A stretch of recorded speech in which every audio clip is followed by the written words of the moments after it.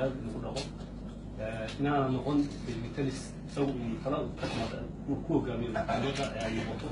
in dhammaan sanadooyinka dawliga sida ay u kala sarreeyaan ay nuuga shaqadiisa ugu madax bannaanaan taasoo shakhs u hato mid dadkoo dhan ay talinayaan taas waxay badbaadinaysaa aniga badbaadinaysaa inaan khaladaad gelin idinkana way badbaadinaysaa marka ugu horreyn kolley waxyaabaa ii qodaysna oo ahaa qodoysaanka dhow in horta waxa laga qabto inaan iscafino waa muhiim inaan wixii hore ee dhacay ka tagno waa muhiim laakiin haddana dadkii dhibaatooyin ku dhaceen inay iyaguna dareemaan inay ka mid yihiin bulshada iyadu waa muhiim taa macnaheedu waxaa weeye iyagoo oo kuwii dhirta geystay la dhibaatay kuwii dhirta ku dhacday wax loo qabto oo maaragtay si ay bulshada ula sinaadaan oo xooga saari doonaa xoriyatu qowlka anugu dadka aad u qoraan ahaan jiray xoriyatu qowlka iyo maaragtay jecel maanta marka inaan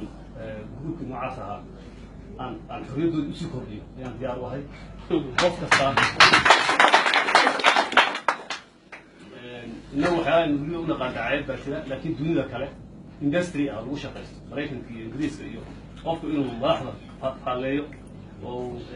dhaqankooda iyo muuqaalkooda iyo hadalkooda wax ka sheego lacag baa lagu hela waa industry dhan oo lagu shaqaysto innaga xaggeena waxaa layaha dacaayad baa layaa wada xidhaa aniga dacaayadta marka horta wixii dacayaystayaalaha maanta xor baa tihin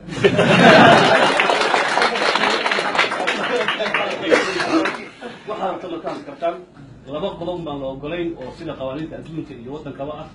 in qabaa'il la isku dhufto oo reer hebel ka kac oo reer hebel laa la yidaa waa la odhan karaa reer hebel baa waxbadsaday waxaas dhib male waa la odhan karaa mustaqbal meeshii yimid waxaa yaacaya reerkoodaa soo baxay waxaas dhib male laakiin reer hebel oo reer hebel ku duul incitement baa la iyadu waa qalad waxaa kaloo qalad wixii diinta iyo akhlaaqda ay diidayso sawirro qaawan aflagaato ay noocaas waa reebihi wixii intaa ka baxsan wax walba waa laga hadli karaa dastuurka etoobiya laga hadli karaa ma ogolin baa la odhan karaa dalkan ka mid yihiin baa la odhan karaa waxaa la odhan karaa muxuu ahaa madaxweynuhu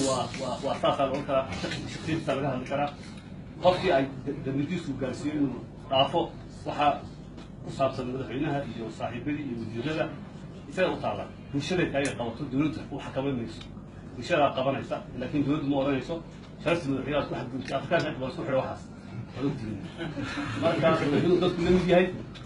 haddii adiga wax lagaa sheego maxamadaysna waa la xaman karaa taa horta inaad ogaataan dacaayadana adigaa idin bilaabaya marna inay ileeda haysta marna ina cabsiyad dadkii cagaha la-ayn indhaha la-ayn away odan